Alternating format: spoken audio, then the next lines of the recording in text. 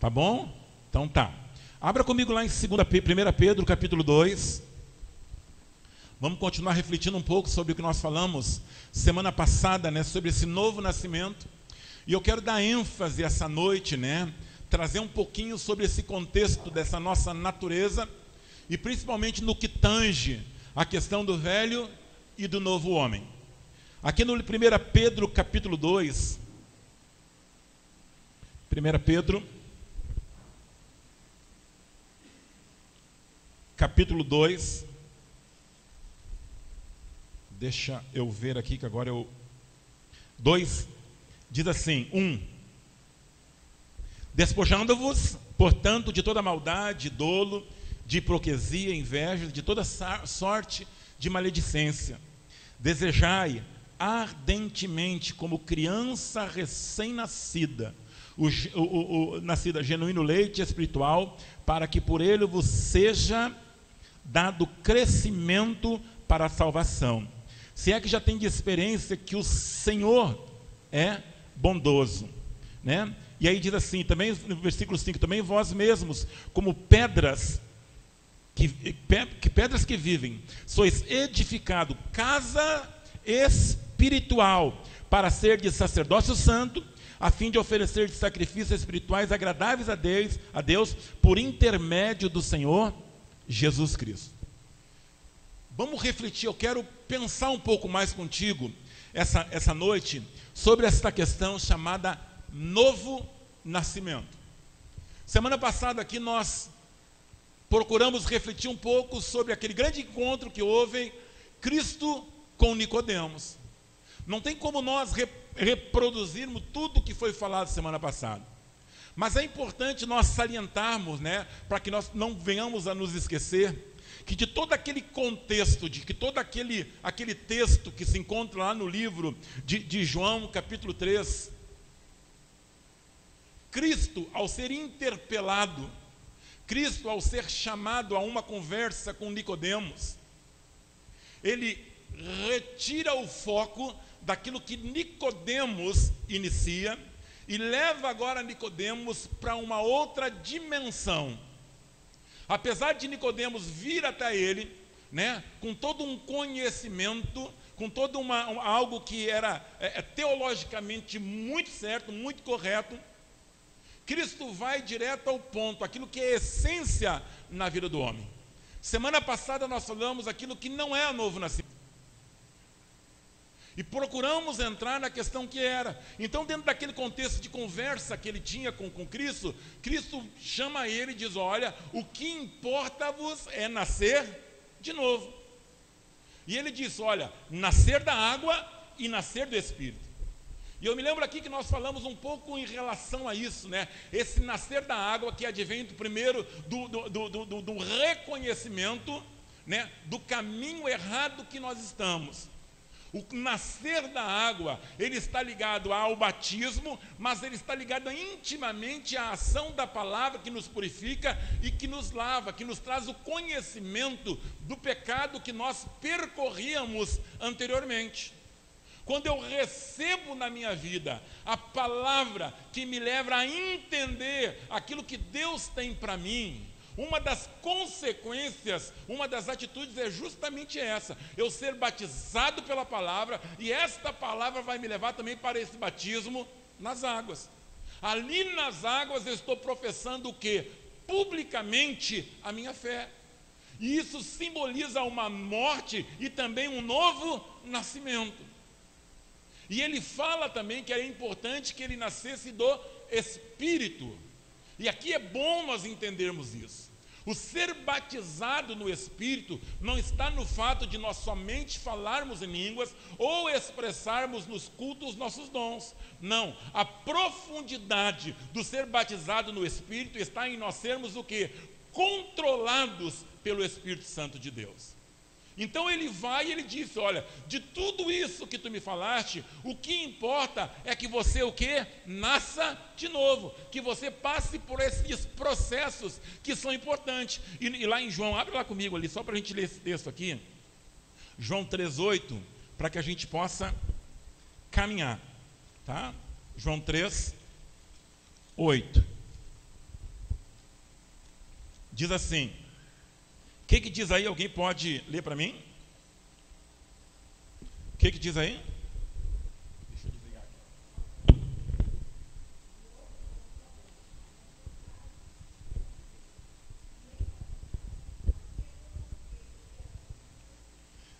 Assim todo aquele que é nascido do Espírito, isso é, ele está debaixo de um controle que é de Deus.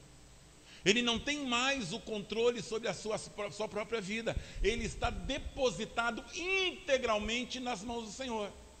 Então Cristo chama Nicodemos para essa experiência de um novo nascimento que vai fazer com que ele entregue-se completamente nas mãos do Senhor. À medida que nós fomos falando aqui algumas coisas, nós falamos sobre o quê? Sobre essa mudança, sobre essa transformação, sobre esse convite que foi feito por Deus a nós, para que nós fôssemos o quê? Transformados na nossa natureza. No momento que nós nos encontramos com o Senhor, no momento que a vida de Cristo opera em nós, existe uma transformação. Nós mudamos essa natureza, esta inclinação carnal, e nós começamos agora, em eu ser controlado pelo Espírito Santo, a nos tornarmos participantes de uma natureza divina. Vamos dar uma olhadinha ali o que aconteceu lá no livro de Gênesis, só para que a gente possa percorrer aqui, livro de Gênesis, capítulo 2.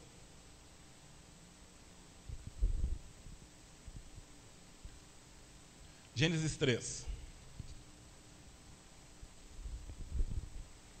Gênesis, capítulo 3. Olha só.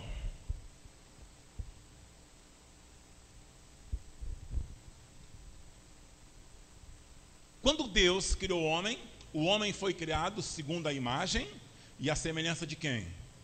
De Deus. Amém, amados? Então o homem foi criado por Deus para ser, para expressar, para representar quem? O próprio Deus. Então a intenção de Deus em nos criar era justamente para que nós fôssemos o quê? Parecidos com Ele, revelando quem Deus era na sua essência. O que acontece com o homem? O homem vai e, seduzido pela serpente, ele peca, ele erra, ele falha. Algumas coisas aconteceram aqui. Se nós formos analisar esse texto, ele tem muitas coisas a serem reveladas a nós.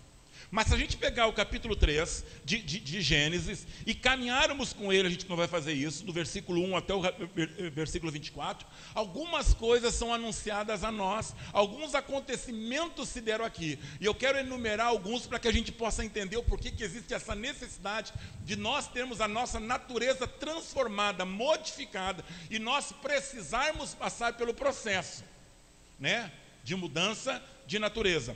Primeira coisa que a gente vê aqui, que acontece no Éden, a separação de Deus e o sentimento de vergonha. O Éden, ele trouxe algumas separações. O pecado do homem trouxe algumas separações. Uma das primeiras que a gente pode enumerar, não necessariamente nessa ordem, a gente vê o quê? O homem se separando de Deus. E mais, se estabelecendo na relação do homem com Deus, um sentimento chamado vergonha. Amados, quando nós vamos olhar o capítulo 6 de Romanos, nós vamos perceber que a vergonha, ela é consequência do pecado. A vergonha é um dos frutos do pecado, da mesma forma que a separação do homem de Deus. Quando o homem peca, o que ele procura fazer? Se esconder de Deus.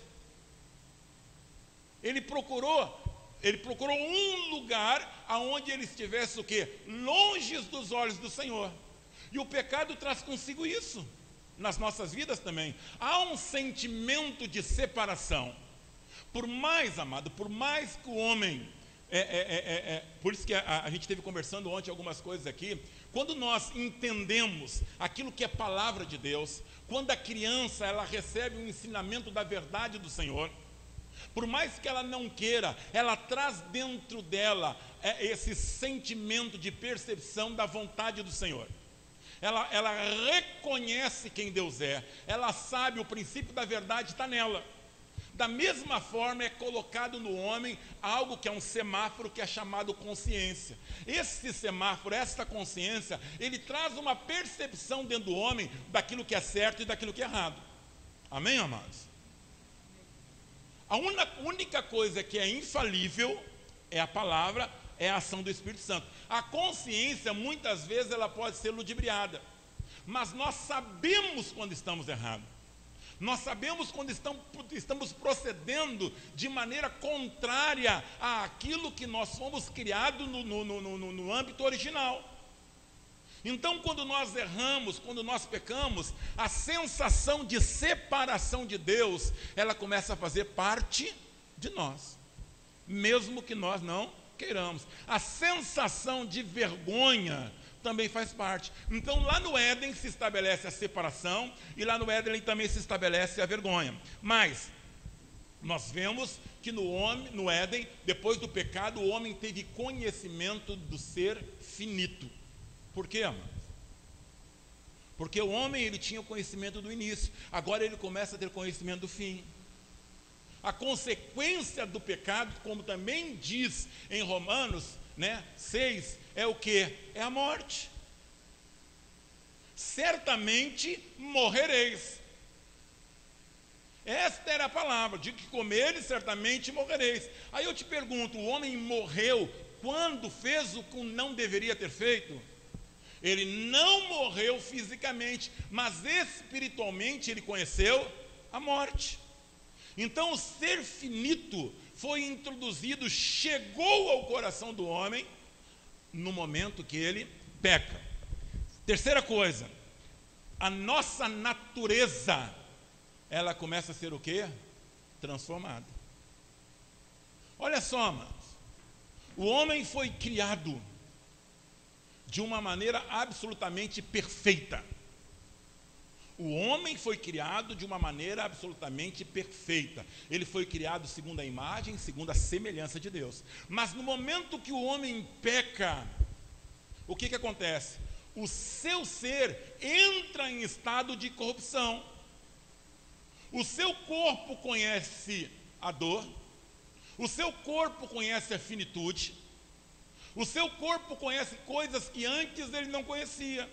A sua alma entra em desarmonia, isso é, o homem começa a ter problemas com ele mesmo, e o homem começa agora a ter problema também entre o homem, com o próximo. E nós vemos também que espiritualmente o homem é atingido no seu espírito. Então o homem começa agora o quê? A ter a sua natureza comprometida. Eu me lembro semana passada que nós falamos que Adão agora gera os seus filhos segundo a sua imagem e segundo a sua, o que diz? Semelhança.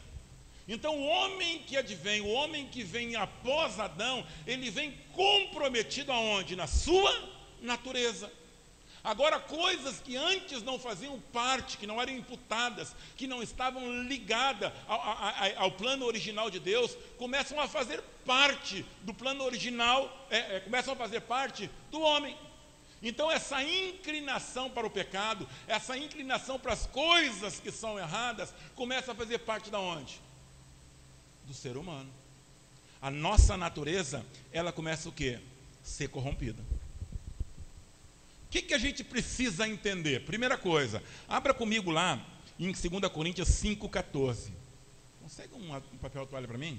2 Coríntios, que eu tive que desligar aqui o ventilador, que senão eu não consigo. 2 Coríntios 5,14. Então o homem está nesse estado, amém, amados? Agora dá uma olhadinha em 2 Coríntios, vamos tentar. O desejo do coração de Deus é que todos os homens sejam salvos e alcançados para si, para que nós possamos alcançar aquilo que Deus tem para nós. 2 Coríntios 5,14. Alguém pode, abre para mim depois, pastor, Juarez, 1 Timóteo 2, 3, 4. O que diz em 2 Coríntios 5, 14? Alguém pode ler?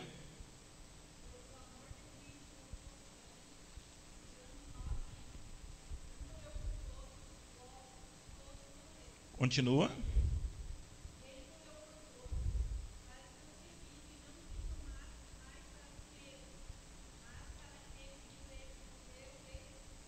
Amém. Lê para mim, pastor Juarez. E alguém abre para mim 1 Timóteo 4, 9 a 10. 1 Timóteo 2, 13 e 4. Tim.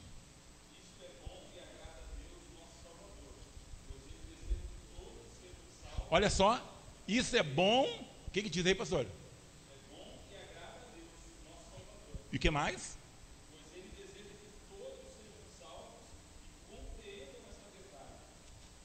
Olha só, mano. O desejo do coração de Deus é que todos sejamos o quê? Salvos. E quando ele fala todos sejam salvos, amado, não inclui somente aqueles que nós achamos que são merecedores da salvação. Porque na realidade, amado, todos nós homens, todos, independente da cultura, independente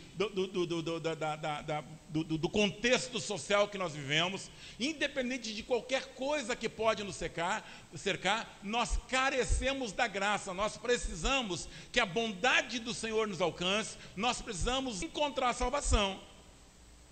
Se você mentiu, ou se você de alguma forma cometeu um pecado um pecado muito mais terrível, o desejo de Deus que tanto aquele que mentiu ou como aquele que matou, os dois sejam salvos. O que nós precisamos entender? Alguém lê para mim agora 1 Timóteo 4, 9 e 10.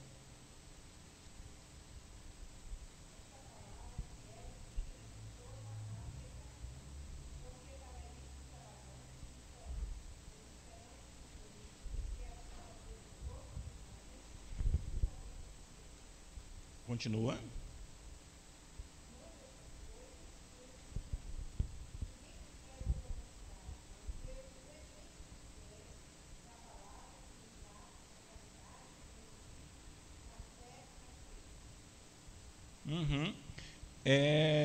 O versículo 10, tu leu?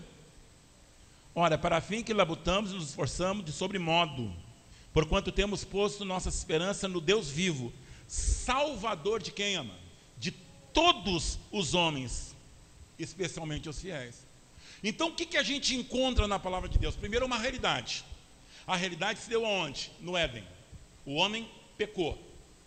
A Bíblia diz que todos os pecados destituídos foram da glória de Deus. O homem pecando, ele se separa de Deus. Se separando de Deus, ele caminha para onde? Para a morte. Dentro desse processo, ele tem a sua natureza original corrompida.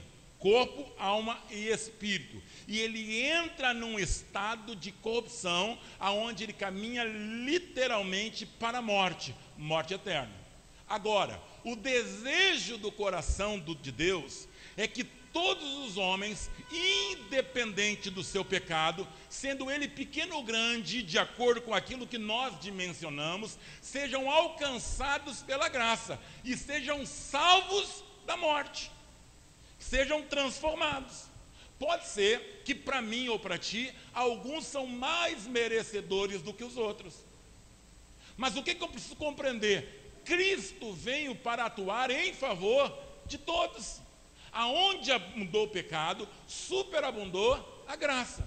Então o desejo de Deus é que todos sejam salvos. Mas o que acontece na realidade, a gente sabe, amado?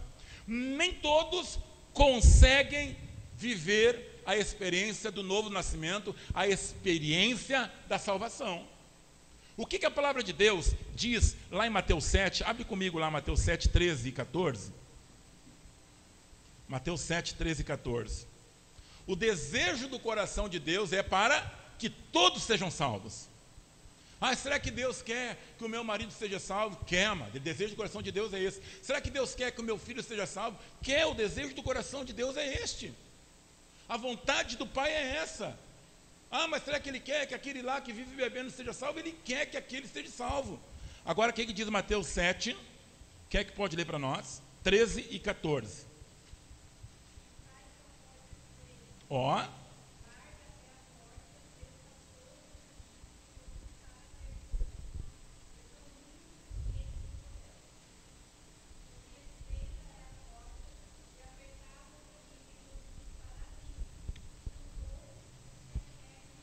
Olha, são poucos aqueles que se acertam com a porta estreita. Muitos são aqueles que se acertam com a porta larga. O desejo do coração é que nós sejamos salvos. Mas nós entendemos pela palavra de Deus que poucos se acertam. Poucos entendem esse processo. Poucos vivem segundo aquilo que é a porta estreita. Poucos querem renunciar. Poucos querem morrer para si mesmo. Poucos querem deixar para trás seus prazeres, sua forma de pensar. Poucos realmente querem andar segundo aquilo que a palavra de Deus diz. Então se exige de um lado, olha só, exige de um lado o desejo que o homem seja salvo. Do outro lado também precisa existir o quê? Uma disposição no coração do homem e entender aquilo que ele deve fazer e praticar. Não é só o desejo de Deus que conta aqui, amados.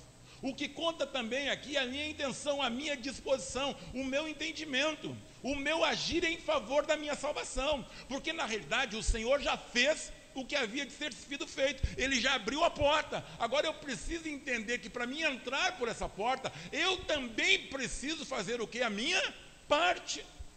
É aquela coisa que muitas vezes a gente fala: ah, pastor ora por mim, ó irmão ora por mim, ó irmão ora por mim. Amém. O pastor vai orar, a irmã vai orar, o irmão vai orar, a esposa vai orar, o esposo vai orar. Porém, se eu não fizer a minha parte nesse processo, eu não posso atribuir ao pastor, eu não posso atribuir ao irmão, eu não posso atribuir a outro uma responsabilidade que é minha. Então, muitas vezes, não é que Deus não queira. Muitas vezes é porque nós não queremos fazer o que nos compete. Você quer dar uma olhadinha? Abre comigo lá no livro de 2 Timóteo, volta lá em Timóteo. Vamos ver se é esse texto aqui, 2 Timóteo 2:20. Quero entrar aqui nessa questão para que a gente possa entender a nossa parte nesse processo. 2 Timóteo, abre lá. Olha o que diz aqui, 2 Timóteo 2:20. Preste bem atenção nisso. Ora, numa grande casa não há somente utensílios de ouro e de prata. Há também de madeira e de barro. Alguns para honra, outros, porém, para desonra. Assim, pois, se alguém a si mesmo se purificar, olha só. Olha o que diz aqui, amado. Assim, pois, se alguém a si mesmo se purificar destes erros, será utensílio para a honra, santificado e útil ao seu possuidor, estando preparado para toda boa obra. Aí ele diz assim, ó: foge outro sim das paixões da mocidade, segue a justiça, a fé, o amor e a paz com os que de coração puro invocam o Senhor, e repele as questões insensatas e absurdas, pois sabes que só geram contenda. Ora, é necessário que o servo do Senhor não viva a contender, a si mesmo seja ser brando para com todos, apto para instruir, paciente, disciplinando com mansidão os que se opõem na expectativa de que Deus lhe conceda não só arrependimento, para conhecer plenamente a verdade, mas também o retorno à sensatez, livrando-se ele dos laços do diabo, tendo sido feitos cativos por ele para cumprir a sua vontade. Onde é que eu quero me apegar aqui, amado? Olha o que ele fala da minha e da tua responsabilidade em relação àquilo que nós queremos alcançar na casa do Senhor.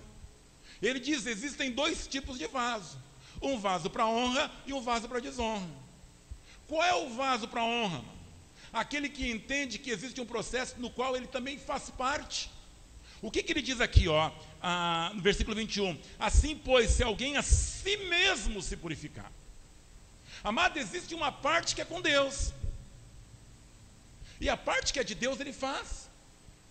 A parte que é de Deus, ele já fez e está fazendo. Agora, existe um momento que eu preciso entender, que eu preciso fazer a minha parte dentro desse processo. Então ele fala, se você a si mesmo, se você se esforçar, se você se dispor, se você viver uma vida onde você vai buscar essa purificação através do teu comprometimento com a palavra, com as coisas de Deus, você vai se tornando o quê? Um vaso de honra. Não adianta eu chegar diante de Deus e dizer, Deus, me levanta como um vaso de honra na tua casa, porque o desejo de Deus já é esse. Agora, para que Ele me use, Ele vai olhar para a prateleira e vai ver lá os vasos que estão lá e vai perceber aqueles que estão agindo em favor do propósito dEle. Então Ele vai dando uma relação antes e depois de coisas que eu preciso evitar na minha vida, coisas que vão partir de mim. Eu vou ter que definir, eu vou ter que decidir, eu vou ter que de maneira determinada dizer não. Tanto atitudes, ações, como também reações. Pensamentos escondidos, coisas que eu posso fazer longe dos olhos dos homens, mas nada está longe dos olhos de Deus. Coisas que eu posso falar longe dos ouvidos dos homens, mas nada está longe dos ouvidos de Deus. Então eu preciso entender que a purificação passa pela disposição minha também. Dá para entender isso ou não? Então lá no Éden, o homem errou, pecou, se afastou de Deus, teve a sua natureza corrompida, entrou no estado de corrupção. A gente vê o desejo do coração de Deus de mudar, de modificar, de transformar, de salvar. O que a gente vê também? A gente vê que nem todos entendem essa oportunidade, porque não se acertam com a porta estreita. Então a salvação vem do Senhor, mas a salvação que vem do Senhor conta com a participação das nossas decisões, das nossas vidas. Amém, amado? Para que nós possamos alcançar o quê? Aquilo que Deus tem para nós. Amém? Então o que eu preciso? Eu passei por um processo de novo nascimento. Todos nós aqui passamos pelo processo de novo nascimento. Amém, amados? Glória a Deus. Todos nós, ninguém aqui nasceu salvo. Lá no Salmo 51, a Bíblia fala que nós somos gerados em pecado. Ninguém, a gente trouxe dentro de nós a semente do pecado, a inclinação para aquilo que é errado. Então nós precisamos, como passamos, por um processo. E esse processo nos fez o quê? Nos livrar, deixar para trás o velho homem. Amém? Agora, queridos, deixa eu dizer uma coisa para ti. Este velho homem, ele vive como que? Procurando de todas as formas ressurgir. Este velho homem, com as suas reações, com as suas atitudes, com os seus pensamentos, com o seu comportamento, com a sua maneira de ser, ele procura de todas as formas, todos os dias, ressurgir. Semana passada eu falei de uma expressão de um pastor que é amigo meu, o pastor Ricardo Glavan, que ele diz, olha, me converti de novo. É uma expressão que ele usa, comumente a gente se encontra e diz, Luiz, estou passando por um processo de conversão.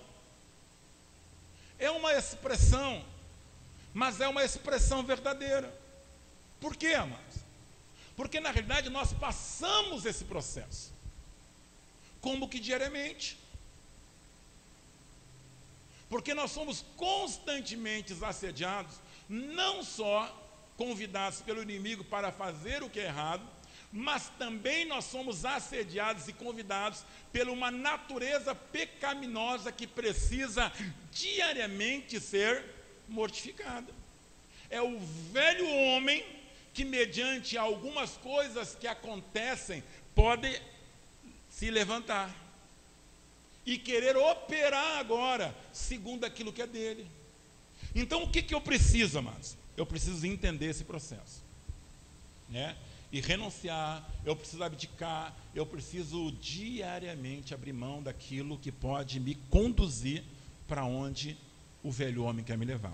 Eu quero que você abra lá no livro de Efésios, capítulo 4. Vamos ler a Bíblia, mano. Vamos ler a palavra. 4.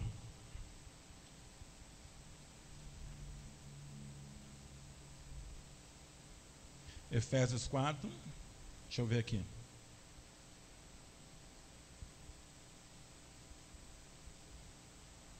Deixa eu ver se esse é o texto. Isso, 4.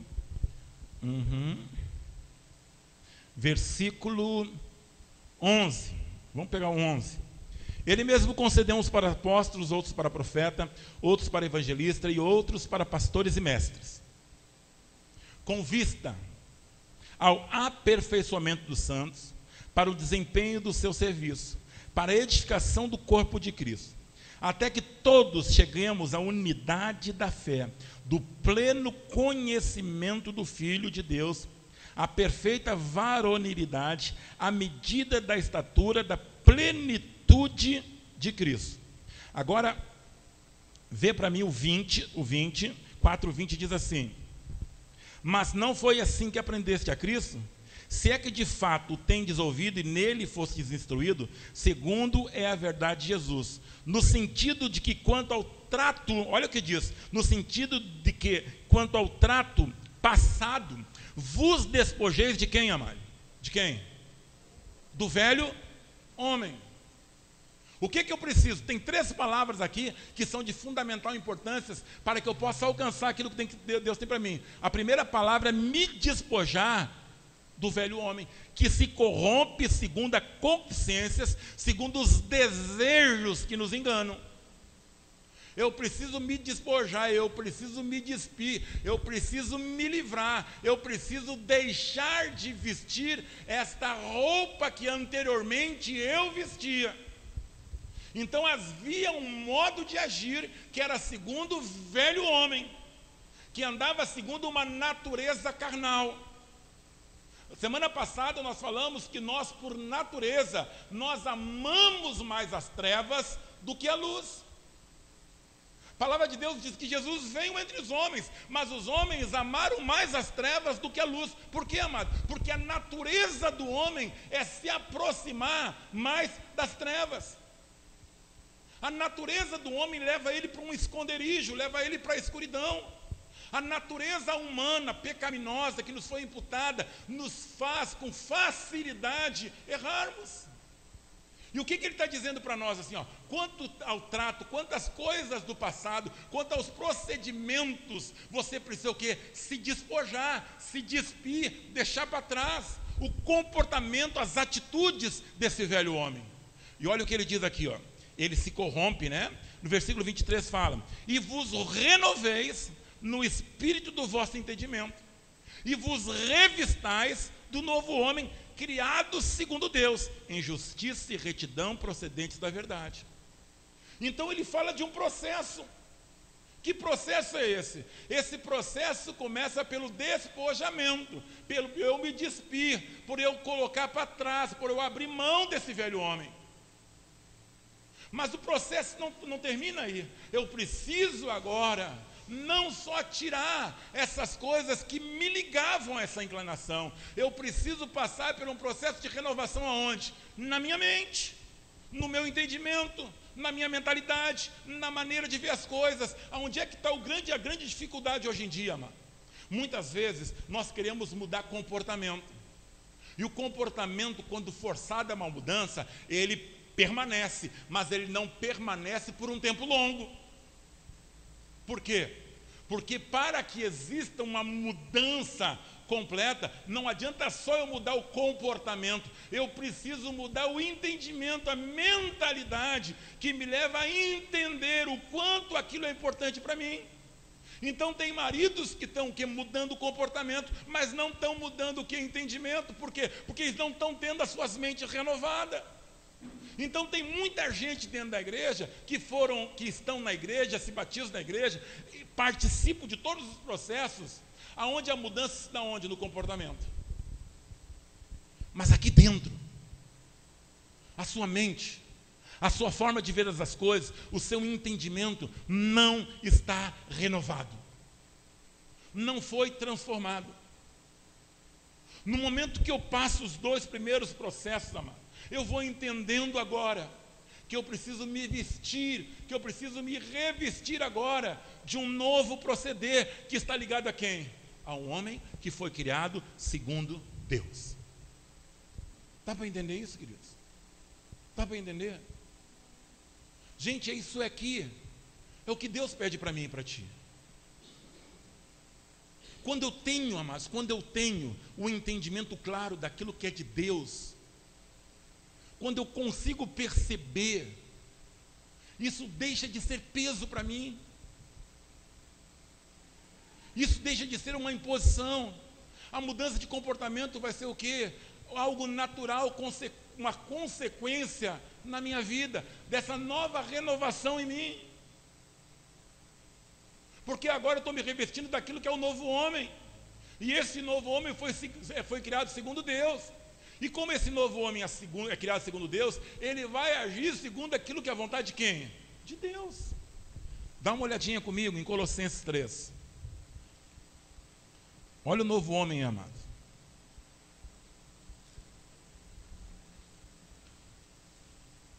Olha o novo homem, Colossenses 3. A gente leu parte desse texto aqui semana passada. Portanto, 3:1. Portanto, se fosse ressuscitado juntamente com Cristo, buscai as coisas lá do alto, onde Cristo vive, assentado à direita de Deus. Pensai nas coisas lá do alto, não nas que são aqui da terra. Porque morreste, e a vossa vida está oculta juntamente com Cristo em Deus. Quando Cristo, que é a nossa vida, se manifestar, então vós também sereis manifestados com Ele, em glória. Agora olha só, o que ele diz? Fazei, pois, o que ele diz aí, mano? Fazei, pois, morrer. Olha a relação que eu tenho que ter com o meu velho homem. Olha a relação que eu tenho que ter com as características desse velho homem. Isso aqui está no imperativo, isso aqui não é uma sugestão, isso aqui não é um pedido. Ele está dizendo assim, ó, fazei morrer a vossa natureza terrena. Por que será que ele está falando isso, mano?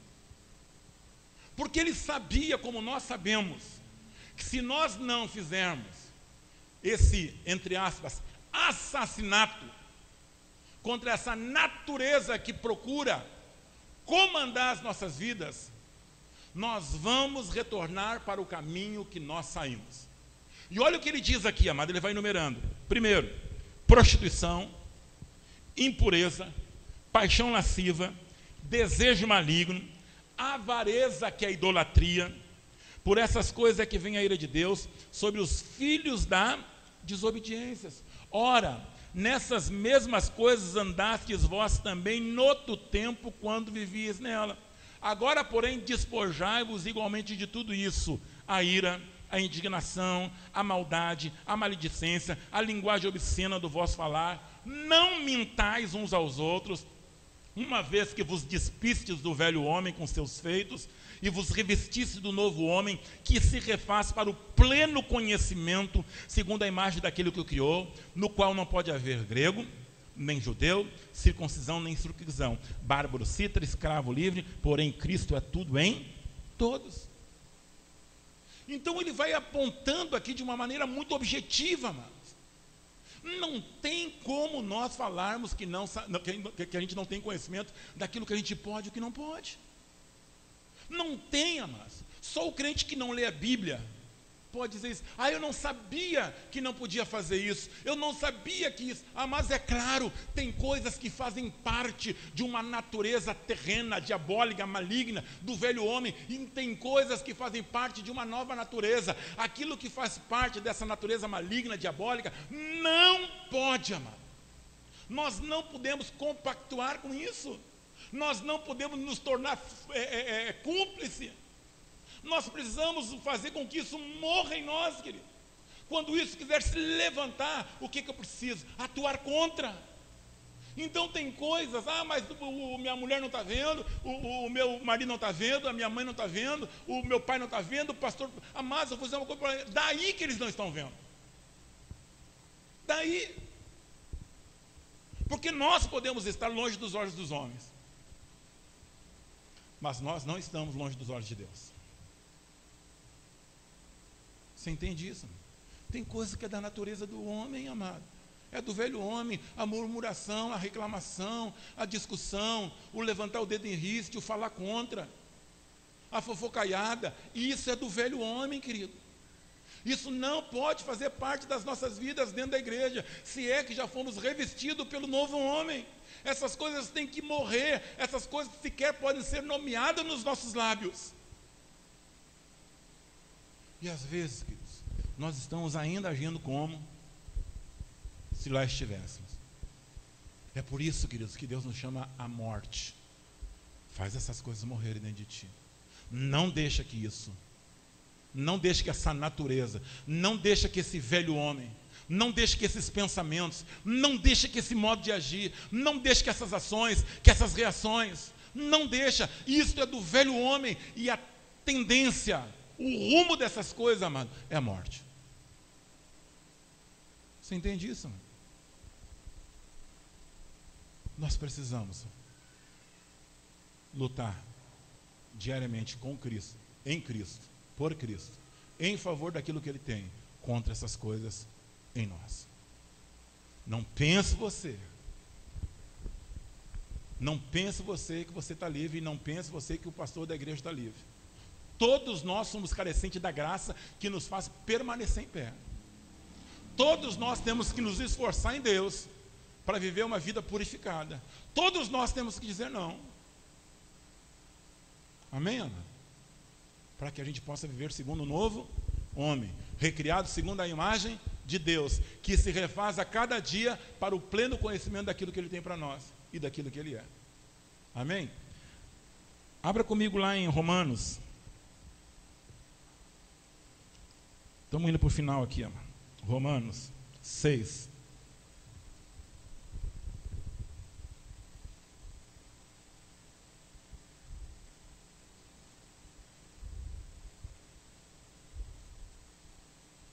Diz assim, 6,4: Fomos, pois, sepultados com eles na morte pelo batismo, para que, como Cristo foi ressuscitado dentre os mortos pela glória do Pai, assim também nós possamos andar em novidade de vida. Porque somos unidos com Ele na semelhança da sua morte, certamente o seremos também na semelhança da sua ressurreição. Sabendo isto, que foi crucificado com Ele o nosso... O que diz aí, mano? Quem é que foi crucificado com Cristo? O nosso velho homem, mano.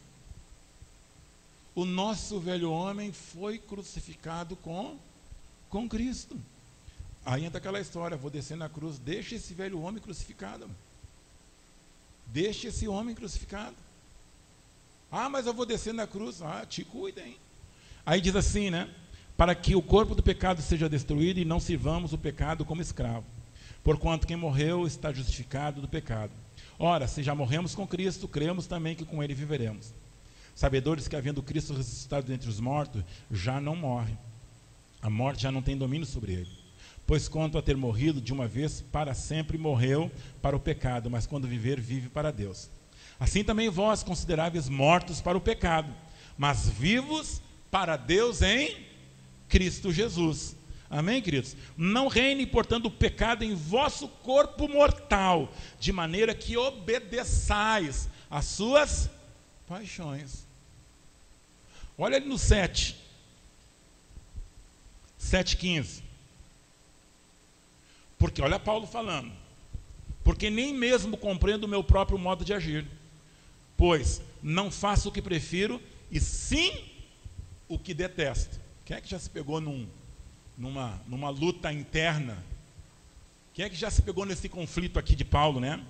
Porque nem mesmo eu compreendo o meu próprio modo de agir, pois não faço o que prefiro e sim o que detesto. Ora, se faço o que não quero, consinto com a lei que é boa. Nesse caso, quem faz isso já não sou eu, mas é o pecado que habita em mim. Porque eu sei que em mim, isto é, na minha carne, olha só, não habita bem nenhum, pois o querer o bem está em mim, não porém o efetuá-lo, porque não faço o bem que prefiro, mas o mal que não quero, este eu faço. Mas se faço o que não quero, já não sou eu quem faço, e sim o pecado que habita em mim. Então, ao querer fazer o bem, encontro a lei que o mal reside em mim. Porque no tocante ao homem interior, tenho prazer na lei de Deus, mas vejo nos meus membros outra lei que, guerrando contra a lei da minha mente, me faz prisioneiro da lei do pecado que está nos meus membros. Mas quantas vezes, resumidamente falando aqui, nós nos encontramos dentro dessa situação? Quantas vezes nós, ao querermos fazer o bem, não conseguimos, mas aquilo que nós não gostaríamos de fazer, nós acabamos fazendo. E quantas vezes depois de fazer, nos bate aquilo que falamos bem no início, o sentimento de separação e de vergonha. Mas eu preciso entender isso, queridos. Olha o que Paulo revela no início do capítulo 8. Olha o que ele diz no 8:2. Porque a lei do Espírito da vida em Cristo te livrou da lei do pecado e da morte. Eu preciso entender que eu preciso passar por esse processo de morte. Porque se eu deixar de me valer daquilo que eu tenho, daquilo que eu sou, daquilo que eu carrego em mim, eu vou te dizer, amado, ninguém, por mais bem intencionado que seja, consegue carregar dentro de si a suficiência de fazer só as coisas corretas e certas. Só tem uma maneira, amados, é nós vivermos a experiência da morte e da vida diariamente. É eu me submeter à lei do Espírito da vida. É eu me deixar levar por uma natureza transformada. É isso, amor. É isso que Deus quer. Às vezes, querido, deixa eu terminar, mas deixa eu te dizer uma coisa para ti, amor. Esse dia eu estava falando com uma pessoa, e ela disse para mim assim, ela estava nova convertida, vamos dizer assim, não tão nova, mas um período de tempo. Ela disse assim para mim: pastor, eu sofro lá na igreja. O que acontece? O pessoal que é mais velho se julga melhor. Mais velho no tempo de igreja. Eles acham que eu, ser nova convertida, eu sou pior que eles. E às vezes a gente traz umas ideias como estas. Eu já alcancei um nível tal de espiritualidade, eu já ocupo uma posição de destaque, eu já exerço alguma função na igreja. Amados, todos nós, independente do tempo, estamos na mesma barca. Todos nós aqui somos carecedores dessa graça, que nos alcança diariamente, que nos visita, que nos estimula, que nos ensina. Mas nós precisamos reconhecer isso, amado, e saber que nós dependemos desse Deus, amado. Porque às vezes nós achamos que já alcançamos, somos o rei da cocada preta, como diriam alguns dos amigos meus lá do tempo do velho homem. Não, amado. Eu preciso batalhar constantemente contra o velho homem que procura de alguma forma me chamar para reações que eram ligadas ao passado. Eu preciso me encher diariamente daquilo que é do Espírito Santo de Deus. Eu preciso orar, amado. Você precisa orar. A gente precisa buscar Deus. Sabe? Porque daqui a pouco a gente pode incorrer no erro de estar vivendo segundo o velho homem, achando que nós estamos certos. Que Deus nos dê graça, viu, amado? Neste novo nascimento. Que Deus nos ajude. Uma vez o pastor Paulo Borges Júnior foi ministrar, e ele fala da responsabilidade. Eu amei aquela palavra dele, porque ele disse assim: enchei-vos do Espírito. Enchei-vos do Espírito. E ele fala sobre esse enchei-vos do Espírito, não só na qualidade individual, mas também na questão coletiva. Ele chama a atenção para essa edificação mútua, de nós nos encontrarmos, e os nossos encontros ser encontros tais que quando nós sairmos dali nós vamos estar cheios do Espírito. Então eu vou me encontrar contigo, nós vamos nos reunir para jantar, nós vamos reunir para conversar, nós vamos nos reunir para, sei lá, mas aquele encontro vai produzir em mim uma transformação tal, que quando eu sair de lá, eu vou estar cheio do Espírito. Então isso aponta para um cuidado mútuo. Então, quando nós nos encontrarmos como novos homens, revestidos segundo aquilo que é do Senhor, uma das consequências do nosso encontro é essa edificação, é o ser cheio do Espírito.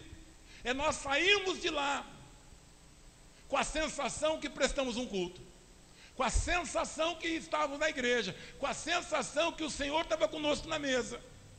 Agora, amados, quando as nossas reuniões são mais para o mal do que para o bem, ao invés de nós nos enchermos, se eu me reunir aqui com uma turminha aqui, e nós começarmos com chocarrice, nós começarmos com lascívias, com palavras dúbias, que nós começarmos a falar coisas que não devemos falar desse, falar daquilo, fofocar, falar de autoridade, eu vou dizer uma coisa para ti, amado, este é um encontro que ao invés de fazer você se encher do Espírito, vai abrir portas para que as trevas penetrem aonde havia luz. Enchei-vos do Espírito. Eu te dou um conselho. A tua casa é lugar santo. A tua casa é lugar só do novo homem. Amém? Se alguém chegar lá dentro e começar a querer se revelar no velho homem, digo, irmão, tu fica aqui, cara, eu te amo, senta aqui na mesa, mas eu vou convidar esse velho homem a se retirar. O velho homem, não a pessoa, viu? Se retira. Porque esse ambiente não é para isso. Amém? Vamos entender isso? É prático. É prático. Enchei-vos do Espírito. Vamos ficar em pé, queridos? Eu quero orar contigo essa noite, quero orar por mim. Pastor, o velho homem, né? Alguém estava falando, né, que um dos lugares mais fáceis, tem alguns lugares que são fáceis, né? Mas um dos lugares que mais são fáceis, assim, de o homem gritar, o velho homem gritar, alguém diz assim, é no trânsito. O trânsito, amados. Sabe, eu nunca me esqueço quando eu aprendi a dirigir, eu aprendi isso, sabe? Eu aprendi a dirigir em Porto Alegre, fiz a minha carteira lá em Belém, mas eu tive aula em Porto Alegre. E para mim, era um terror quando o cara saía daquelas ruas internas e entrava lá na Bento Gonçalves. Era uma multidão de ônibus, um T5 atrás, e tu tá ali, né, autoescola, e tu tá inseguro, né? Tu tá ali. A última coisa que tu quer nesse momento é ir para aquele lugar. Mas tu tem que ir, tu tem que passar por essa experiência. Pai, que quando vinha aqueles ônibus, aqueles T5, meu Deus, até que ele não está vendo. Até que ele não está vendo que eu estou aprendendo, já buzinava, eu já ficava nervoso. Mas graças a Deus, né, depois da terceira vez eu tirei a carteira. 3 vezes, fui lá na cidade da Ruth lá para tirar a carteira lá.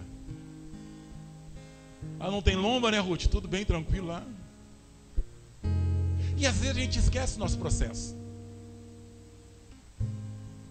A gente esquece que a gente passou por isso, né? Aí quando a gente está dirigindo, na frente da gente para alguém que está aprendendo a dirigir. Esquece que um dia tu estava naquela posição. Esquece que um dia tu passou por isso. Essa paciência, esse cuidado, esse zelo. Não deixe o velho homem vir. Não deixa. Jogo de futebol. Gente, tinha um amigo meu que dizia assim, a bola é ungida. Jogou a bola na cancha ou no campo, o cara colocou o pé nela, já se manifesta um negócio. O irmão é tão calminho dentro da igreja, tão tranquilo, daqui a pouco chega no campo, grita, berra, xinga. Está lá o velho homem que aparece na hora do jogo. Então tem momentos que o velho homem parece que ele marca uma visita. Vamos nos vigiar. Primeiro eu vou vigiar a mim.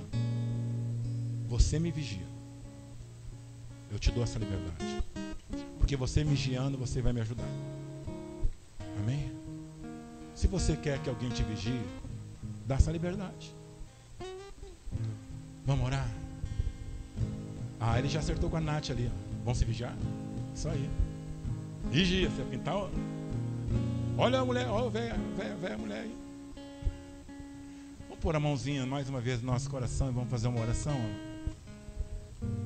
E a oração é individual. Isso aqui não é um apelo para que alguém venha à frente, que queira morrer. Não, isso é uma convocação. Todos nós precisamos